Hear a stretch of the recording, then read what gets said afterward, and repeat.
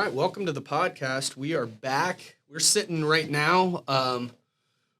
Week 2's open workout just dropped, so we just finished the first week of the open, and we're diving into week 2. I think this we started to talk a little bit about, setting expectations and things and how that relates to the open, because the open's a really good time. It kind of brings up,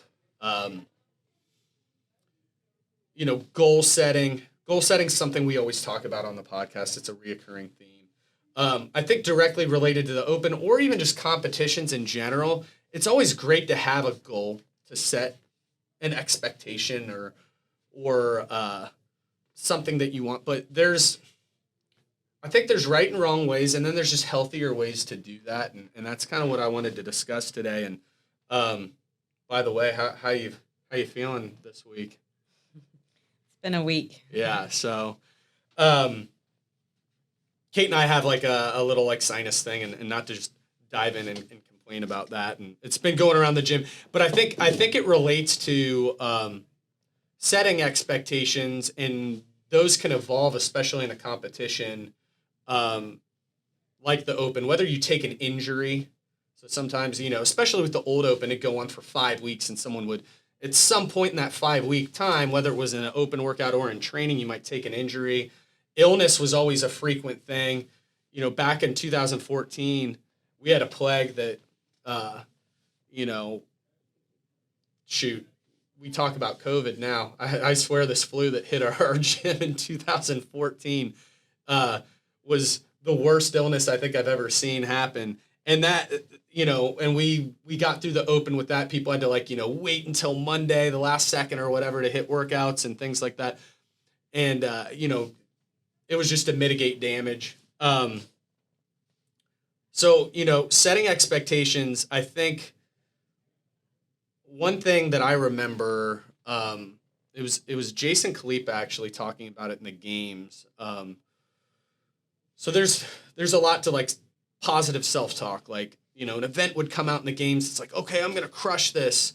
But what he talked about was confidence was earned. So he related it to a previous year.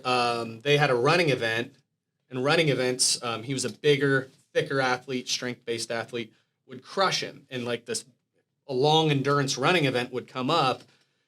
He'd get really nervous. He wouldn't feel confident. And, people would tell him, oh, you're going to crush this. And he's like, no, I'm not. I haven't been training this. I don't feel good in these workouts. So then he started working with Chris Henshaw. That's how Chris Henshaw kind of got into CrossFit.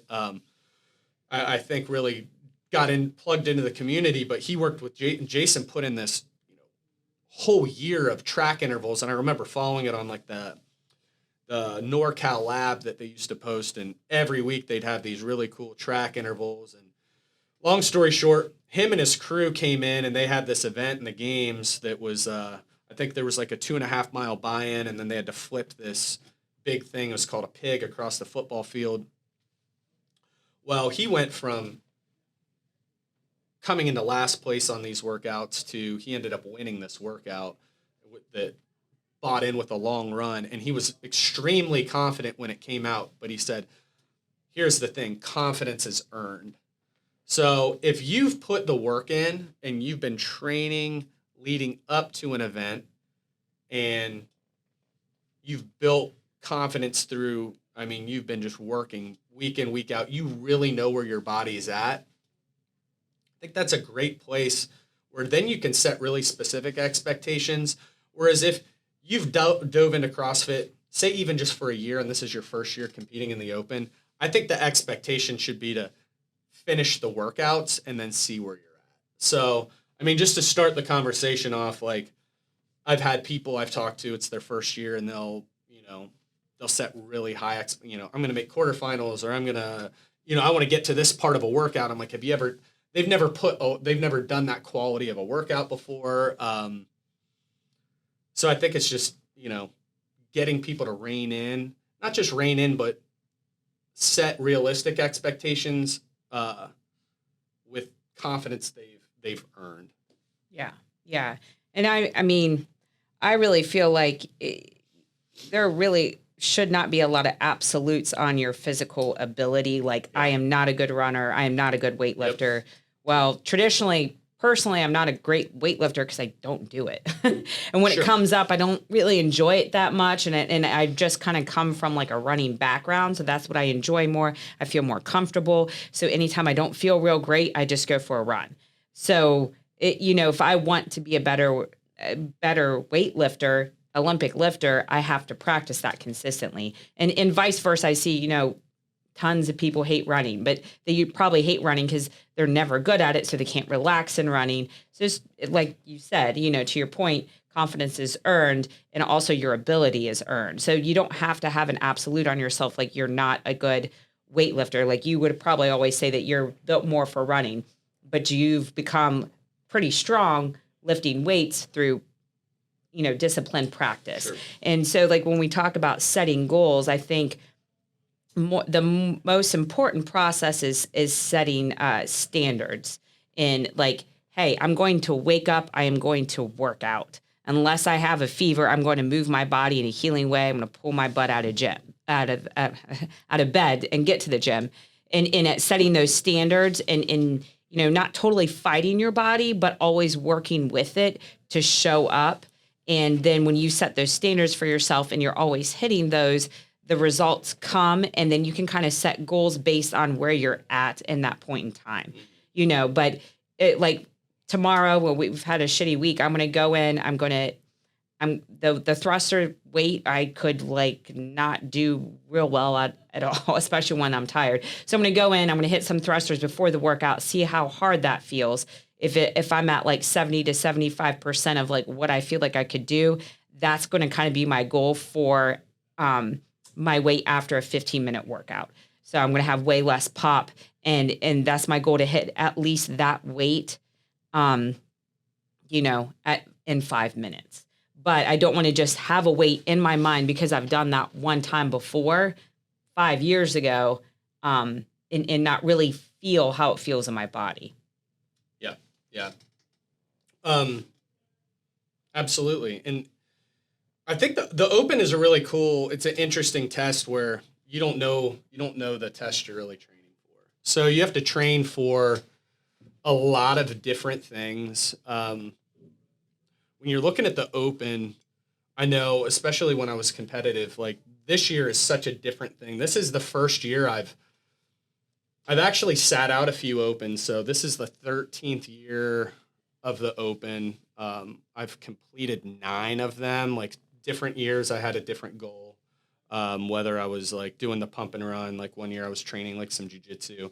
And then I've been the last 2 years I've had, or at least last year I had this pec injury that I was like, if I can't do a ring muscle up, I don't want to sign up for a test that like, I know there's skills that I used to complete that I couldn't. So the last open workout I actually did was 20 before this year was open workout. It was 20.5 and it had 40 ring muscle ups in it. And I completed that workout under the time cap and felt good about that. It was a tough workout. And then this year on 23.1, I got to the muscle ups and then I just stopped because that injury has not been rectified. It hasn't healed. I knew the expectation going into the open was I have some issues and some things going on that right now are not allowing me to compete at a certain level. And my baseline or my goal now this year, and this is actually really hard, this year is super challenging for me, is to just simply do the best I can and complete each workout without basically just chewing myself up from the inside out, because it's going to be my worst year I've ever done. And just complete the workouts, set a new baseline, and then try to improve on that. And I think that's a tricky spot for a lot of people. Like I've came up through the sport basically since the beginning. I was at the first regional that they had before that you could just go to the game. So right at 2009 is kind of when I started getting involved in the sport. And then the first year I competed was 2010, pre-open. We have a lot of people that I started with that I think, most people they're not doing it anymore, or competing at least. But it's tricky and challenging actually when you go back, or like, you're on the other side of the mountain, or you want to climb back up and then reestablishing those expectations. So for me, it's really, this is like a very mentally challenging year where I, tried to kind of get it going a little bit before the Open. They actually hadn't had ring muscle ups in it the 2 previous years, which actually was always my favorite move. So I'm like, I might not just avoid it altogether, and I'm not trying to qualify for anything. I just want to put up a score, something that I'm kind of proud of. And it comes up first workout. I'm like, okay. Again, you got to manage expectations. People are asking me, are you just going to like go for it? I'm like, I haven't done a ring muscle up in 2 years. I've never attempted one that I couldn't turn over and do. I could absolutely go up and do one. I don't want to have surgery in a month. But I'll tell you what, when I finished that workout, it was really hard for me to not just like let it fly and go for it. And it really bothered me after I own the gym and we have a lot of people doing it. I probably had 50 people ask me how it went.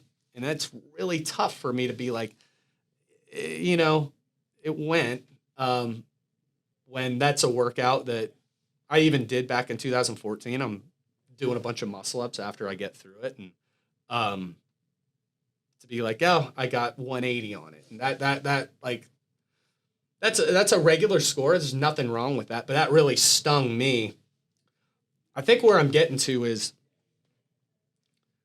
managing those expectations where that's okay. It is what it is. I might be able to do better in subsequent years, but what I had to kind of like get to with myself with it. And I think a lot of people are in that same situation. We have a ton of people at the gym who have been doing CrossFit 10 years now. The Open and doing these competitions, whether it's us like doing like summer shred or 5Ks or the pump and run or these things, the trajectory is not just going up. Not every athlete is just on a runaway train of improvement forever. I'm always trying to get better, but you're going to have bumps. You're going to have down years. And what I had to kind of get to is I was like, I took 2 years off waiting for this thing to get better. And I'm like, it might not get better. That might be something that you don't get that capacity back if that injury just is stuck. If you want to participate in it, you better get going and just start participating again, or all of a sudden you're just going to look and you're never going to get back to, what you were doing. And, when you were that age or whatever it is, you just got to start, you got to start trying, get back, start participating again, and then go from there. Next year will probably be better. The year after that, hopefully that's a little better. Maybe it won't be. Maybe something else will pop up in life, but you're participating. You're not taking yourself so freaking seriously, at 40 years old with kids and businesses and all these things going on. So it's like, get back in there, just start participating with everyone, slapping high fives, being like, man, that was really tough. I need to work on that part of my game again. Shoot, that really got away from me. Next year, hopefully I'm going to dial in my sleep and get all that stuff going again, and try and have a little better year and smile and have fun with it. I think that's really important for everyone to do, again, as like a longevity, not just in CrossFit, but in fitness and life, is to meet yourself where you're at and give it your best effort, and only be disappointed if your best effort isn't there. 100%. And that can be also in preparation. So if you're missing workouts, or even, more frequently, just maybe not taking care of yourself with other disciplines of eating healthy, eating clean, going to bed early, getting enough sleep, reining it in on the weekends with drinking or whatever, then you can be disappointed in yourself. But if you give your best effort, even, when the clock goes off tomorrow, I want to let myself hurt. That's my goal. I want to let myself hurt a lot. And if I don't let myself hurt a lot, then I'm going to be disappointed in myself. But if I let myself hurt a lot and I lay it all out, what can I be disappointed about? I think at the end of the day, we're always disappointed in not reaching our potential at a given point. But that could be in the prep. It could also be on that day. But that's the real disappointment. It's not that our body fails us. It's not that our genetics fail us. We fail ourselves. And being honest with ourselves, at what point did we fail ourselves? You know, I agree 100% with that. I think the preparation is really undervalued when it comes to the open, even by like recreational athletes. So the open is a test. You know, we've got 12 of these, and whether it's handstand walking, strict handstand push-ups, bar muscle-ups, ring muscle-ups, double unders, these skills always come up. I never don't hear every year when those skills, and they inevitably do, always pop up. People are pissed. I can't believe they're doing this. They're not prepared, and that is the day they're going to try and do, you know, the first one or whatever it is. You know, they're giving us study materials for the test. They've put out 12 editions. We got to know what's coming, and we can't get upset when, you know, that part of the test actually comes. Like, you got to be touching these things. When I was successful and doing well in these CrossFit Opens, I was hammering and putting a ton of the weight of my training into Olympic weightlifting, ring muscle-ups, handstand push-ups, double unders, wall ball. All things that I knew were more than likely to come. And when they came, I was ready for it. And I could attack those movements and really get after them. And occasionally they'd throw you a curveball, and maybe it wasn't like the funnest thing, and you would have a bad workout, but I was trying to really prepare for that test months and months in advance. So if that's something that you want to, like, if you have an expectation you want to get to like a quarterfinal, that's something that you want to, you know, make sure that you're really studying for in the off season, and that you're really working towards. And by the time that test gets there, or even the open gets there, like, if that's not there, you can't curse the programmers, the planners, or what's going on, that is a thing that they're doing, when that is the sport, and that's what it has been for over a decade. Like, that's going to come up every time. It is what it is. So setting that expectation of, hey, if this is a skill you want to execute in a workout, you more than likely need to have gotten that skill, you know, prior to the workout. Great example. I'll tell you what was cool is you almost got a muscle up in that workout. You hadn't done one. We got you a muscle up for an open workout back in 2015. You got one the day before on the rings. which was my goal for the whole year. Yep. I hit it. She got a muscle up, a ring muscle up, and very then you had about a 1 minute fight on a lockout. Probably more realistically, 30 seconds. Yeah. Oh, you almost got it. So it was a little anticlimactic. You were exhausted once you got there. You went hard to give yourself some time to do it. You rested for a good minute and a half, and then went for it. I was a little disappointed I didn't get it locked out, but I'm not surprised, right? And this is where I feel like people will, and for a second I wanted to be like get pissed, but I'm like, Kate, you know this. Like I really thought it was like a 35% chance I could get a muscle up fresh if I tried. And I got up there and I got just one the day before. And so I can't expect to get one tired, but it motivated me. And I think this is where like people really just need to try to frame things in a way that is motivating and uplifting for yourself rather than beating yourself up. Yep. It never helps to beat yourself up. And I used to think like, oh, you got to get down on yourself. Sometimes you need to be like disappointed, but then you need to make the adjustment. What do I need to do better next year? So next year, what I would like to do is actually practice. I don't do like the whole kip into the muscle up. No one watched me how I do it, but I'd like to be able to get like 3 of those kind of tired in the same sort of movement by the open next year. And I'd like to get bar muscle ups. That's a good goal for me. Never been able to get them, but I'm going to have to work at that. And I'm going to have to start working on it and work on it kind of consistently all year round to be able to get that. And I think just being realistic with just even having like a goal. I think also people overwhelm themselves like, yeah, I don't want to suck at Olympic lifting, but I'm not going to like do like practice only lifting 3 times a week and bar muscle ups and fucking ring muscle ups. I don't care that much. And I love CrossFit, but it's going to burn me out and I'm going to hate it. I'm going to hate the sport. And that's what I've seen a lot over the years is people do that and they push through that for years and then they hate it. And then they never do it again. And then they act like it was like lame that they ever did it. I'm like, oh no, you just tried hard for 3 years. What was lame about that was that you carried too much weight in your overall view of yourself in your CrossFit performance. That's what was lame, not you actually trying or trying in this way.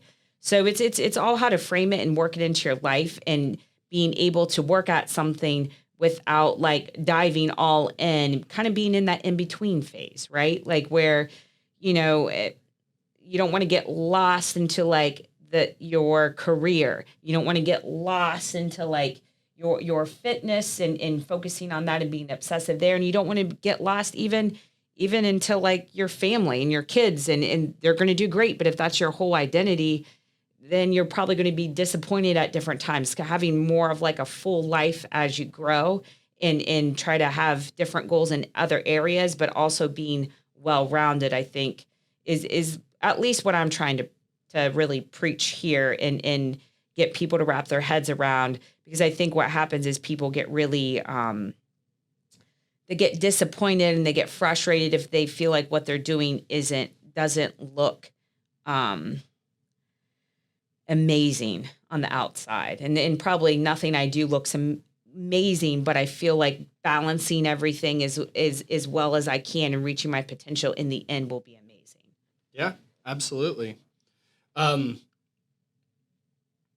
think it's such a fun, the Open is such a fun little snapshot of the year, and it's here and gone in 3 weeks for exactly 90% of us. And then we'll take 10% onto that quarterfinal, and then that's gone in a weekend, and then it's kind of forgotten about 2 weeks later. For those of us who don't move on to like that semifinal and the games, which is now we're talking about the top 1%, less than the top 1%, from there. So it's a cool snapshot, and at the end of the day, for most of us, it's a fun thing to work towards. I think, I do this for a living. I was really into trying to be a good athlete in it. And a lot of us, CrossFit's it's way different than Orange Theory, even yoga. These things aren't competitive. Yeah, maybe you get some points. They're not really competitive ventures, and they're not sports. So what happens with a high percentage of people who do CrossFit, even not at a competitive level, you define yourself as a CrossFitter, and then you define your self-worth by where you're at on a ranking system. And the Open is kind of like that ultimate test of like, you do good in gym workouts and this and that, but this is really how you stack up in life. And I really felt that for a while and would tie a lot of my self-worth into the scores I would get, the numbers I was hitting on lifts, how I would do in the Open, and then even like later on in like these competitions. And, to tell you the truth, rarely was I getting, hitting the goal that I wanted. I think I only really did that 1 year. Was able to like execute on all the goals that I really set out to achieve. And at a certain point, I had to make a paradigm shift and be like, okay, is this worth like is this worth my time, effort, and energy to set that expectation that is now starting to really slide away from me? I need to reinvent them. And I think I did a really good job of that for about 4 years. Got back. I was competing and hitting what would be now a quarterfinal level for about 4 more years. Even got into maybe like the top 97th percentile or something. Like I did really well a couple of those years. I felt really good and was, completing all the workouts, handstand walking, doing all of that stuff. But then things came back up, and I think now it's another reset. I had like 2 years between my really competitive time and then that like semi-competitive time, another 2 years. And now it's like, now I'm even down a level of like, I'm really a recreational CrossFitter now. I train for other things outside of CrossFit. I'll take months off of CrossFit now and did like a boxing match and did some things. Now it's like, okay, I need to reinvent that time. And that's like this first year of doing that. I felt similarly the first year I came out of like doing really competitive CrossFit into like, I'm not going to qualify for anything and have no chance of it. I'm going to do really just go at this and see what happens. But it felt weird. And this is that year for me again, where I have to reframe it and be happy with just being out there, slapping high fives with people, and really supporting everyone who's out there. I'm kind of rambling in this podcast a little bit about it, but I think it's just good for me to like talk about it because I feel like someone else can resonate with this and how they feel about, competing. I look at guys like Brad and Drake are great examples, and there's a ton of other people. That level 2 crew, I want to just give a shout out to some of these guys. They've worked their butts off over there. And this past week when I saw 2 heats of like 4 girls doing ring muscle ups in 2 different heats, all like, it was really fun to watch. That was incredible. I've never seen anything like that. And then to watch like Brad and Drake in this one heat, where these 2 guys have put in the work, all year round doing level 2, particularly, I mean, like Drake, that dude doesn't miss. He is in that level 2 at noon, coaching and performing the class every day. And talk about confidence being earned. He went out there and he almost finished that row coming off of it. And we had one other guy in our gym edge him out who's also put in the same type of work, Nate, throughout this year. But man, they earned that. Like they worked their asses off. Like Drake's jumping in freaking ice baths in his backyard in the wintertime, executing on all that, just geeking out on the workouts, handstand walking. Like it doesn't matter what they throw out, that guy's going to be ready for it. And he's going to perform, reasonably well on any sort of task that would be, open worthy. And he's not like, oh, I hope they don't do that. Like he's ready for it. And should set a high expectation for himself. That is a guy who has big goals. He wants to, make our team and make a semifinal. Those are realistic and reasonable goals for a guy like that. For overwhelmingly, I think just where I'm going with this is for a lot of us, though, the goal should be, like you said, go out there and hurt and feel like you gave it your all. I'll give a quick example again without just chewing up this whole freaking podcast by myself. 2019, so it was a few opens ago. I was 37 years old. To me, that's my favorite and my best open that I've ever done. Ranking wise, it was okay. I was in like that top 94th or 5th percentile. It's the least notable open that anyone would ever remember that I did who was even close to my circle. What I loved about that open for me is all 5 workouts, it used to be 5, not 3 then, all 5 of those workouts that year, I executed on and gave everything I had to on every single one. And I didn't walk away from any one of those like, shoot, man, I just kind of mentally caved right then. Like I was hurting and I made it a little easier on myself right when I had a plan mentally and physically executed to, within top 2% of my ability on every workout at that given point in time. And that is my favorite open I've ever done. By far not my best result. I didn't qualify for anything or do anything, but the most proud just internally I am of anyone that I've done. I think that's what we can all no matter who we are or what we can aspire. Like, you might not get the right movements or whatever, but to execute and do that, it made me feel really good. And I had a lot of good feelings and confidence coming out of that for that next year. Yeah. And then you're not so tied into a lot of circumstances in your life that you absolutely, there's some things that the more variables you have in your life, the more circumstances there are that you can't control. Yep.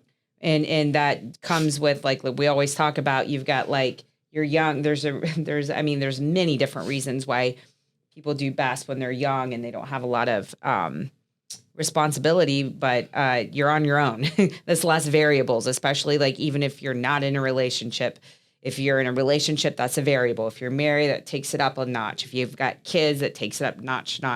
If where you're at and how demanding your job is, your career is, that's other variables. And you just got to do the best you freaking can at that time and have some heart. And I think that's a lot of what we all want to feel, is that we have some heart to us, where we're in the trenches. It's really fucking hard and we keep going. And that's why we're proud of ourselves. But that can be on a daily basis, and people don't give that enough recognition. You show up, you might feel like a bag of shit, but you show up and you do whatever you can at that moment. And just showing up and giving it 100%, whatever that looks like, it has got to be enough.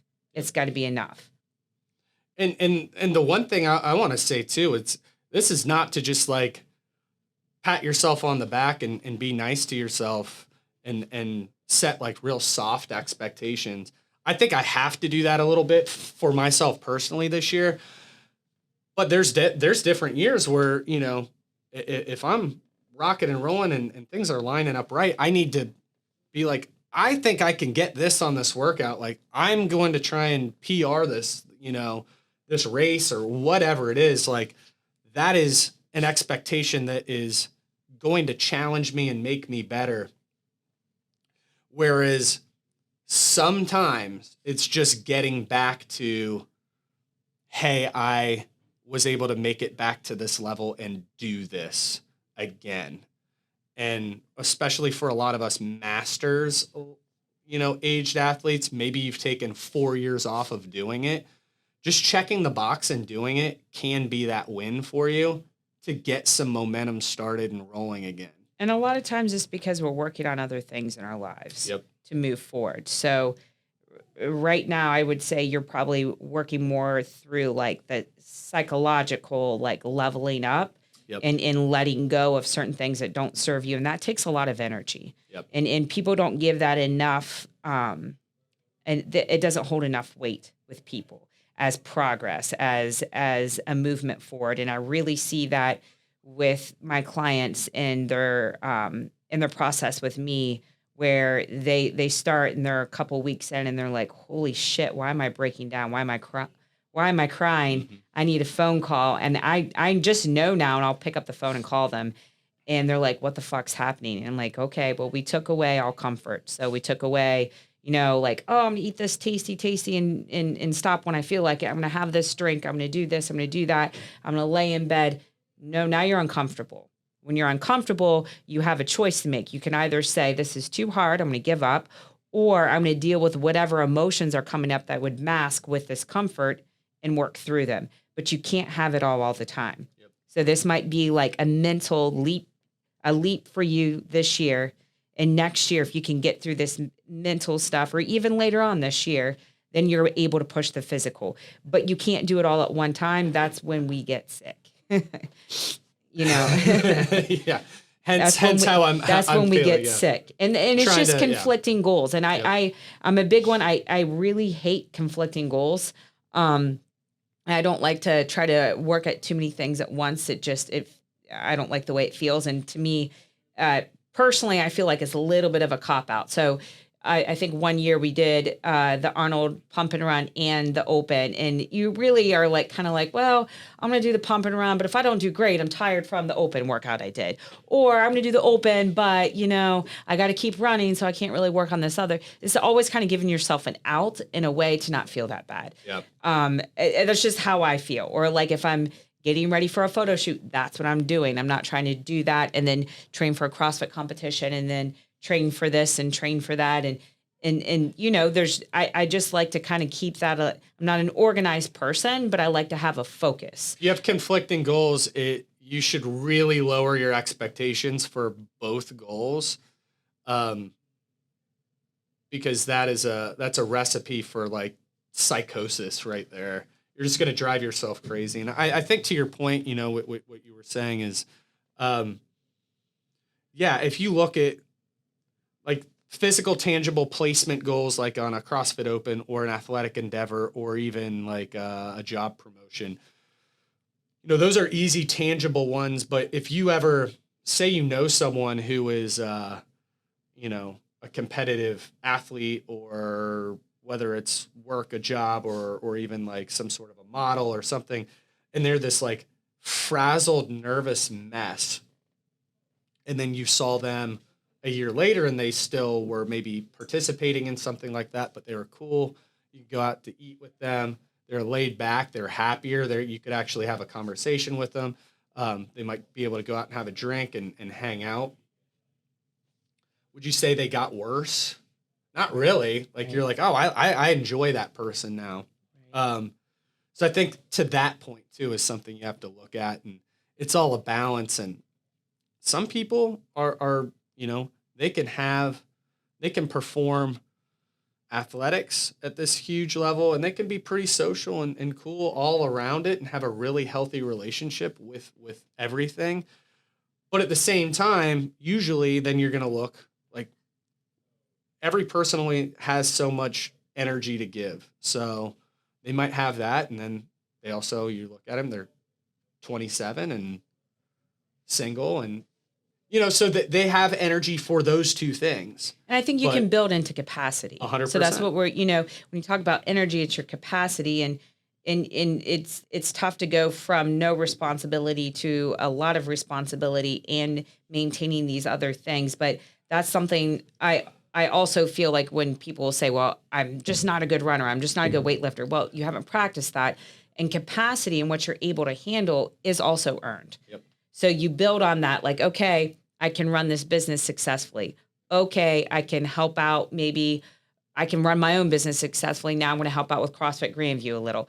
Okay, I'm going to do that. Now I'm going to volunteer a little bit more at Oscar's school.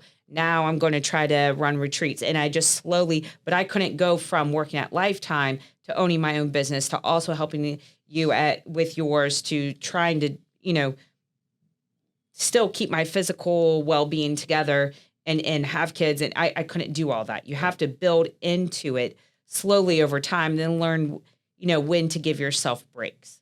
That's a great way to set expectations. Like you keep building on the years before,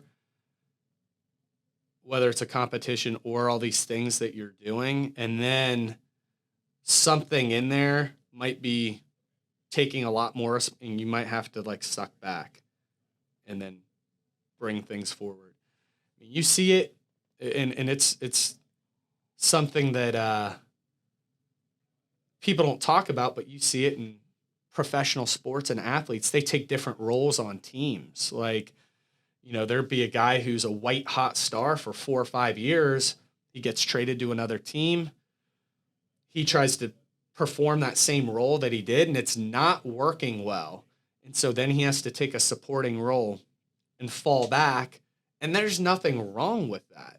Like, that keeps you going. So whether it is, your job, your family, all of these things, allow your role, allow your expectations to evolve to some degree.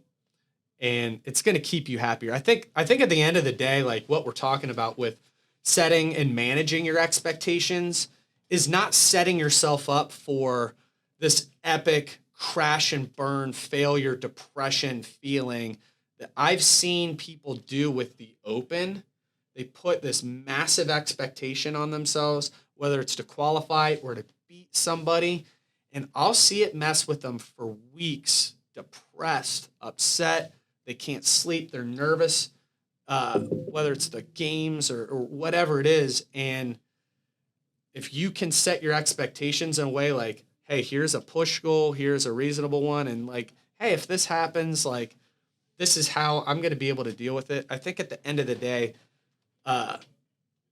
that's going to make you a happier person rather than, I mean, I'll give an extreme example. We had a guy, he was like a big like fitness model guy, and he came to the gym and told us right away, I want to make the CrossFit Olympics. That's what he called it. Right away, that's not a great sign when you don't know the name of what you're going to win worldwide. And he wasn't joking. And the guy was, I'll tell you what, he might have been one of the most talented athletes I've ever seen.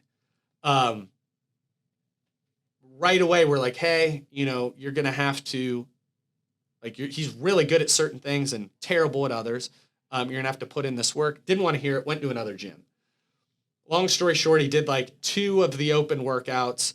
He threw up in the middle of one of them and was never to be seen in a CrossFit gym again. And I had multiple games competitors, like this game's competitors say, man, if he actually would have like just put this like reasonable amount of work in and set his expectations for the first year or 2 that he did this guy might have not have been that far off, like talking about winning the games. He was like a triathlete, I think, in like college and just a stud. Just did like a horrible, crappy power snatch with like 250, like first 5 days of CrossFit. And they're like, he might not have been that far off, but he just didn't want to, he would just like come to the gym once a week and then try and do an open workout, you know, because he looked more ripped than everybody else. That is a recipe for what happened to that guy. And that is the most extreme example. I almost never see that example of it, but setting these expectations, being realistic, and setting them in a way that doesn't set you up for this epic crash and burn. Be prepared for if this doesn't go well, how you're going to handle that setback and how you're going to just deal with it. Because if you're not, it could really make something that is such a positive thing and a big growth thing for most of us quite the opposite. So, I mean, that's about all I have to kind of say about it. But I hope if you guys are listening and you're taking the open back on, and maybe even if it's not going as well as it has in years past, this is a crowd that no one speaks to. All we see is PRs, how much better I did than 2014, and this just trajectory that goes straight up because no one posts online, myself included. Man, I did way shittier, you know, than I did 9 years ago. I'm getting less fit. No, you don't hear that. So I hope if you're in that situation, or even if you're in the situation above, your things will evolve eventually. And you don't for give up. You keep trying. Don't and you don't give have up, to beat keep yourself trying. up, but 100%. you keep going. Not that we should celebrate failures or say that that's great. Who cares? We're not saying that. We're saying don't give up. Yep. Make adjustments, set small goals, but don't give up. And maybe you did your best. Maybe that was it. Maybe you gave it your all, and then you can just chip away at next year. And it's really how to frame it so you feel inspired and uplifted and want to keep going. That's like the name of the game, to keep moving on forward. All right, we'll catch you next week for the last week of the Open.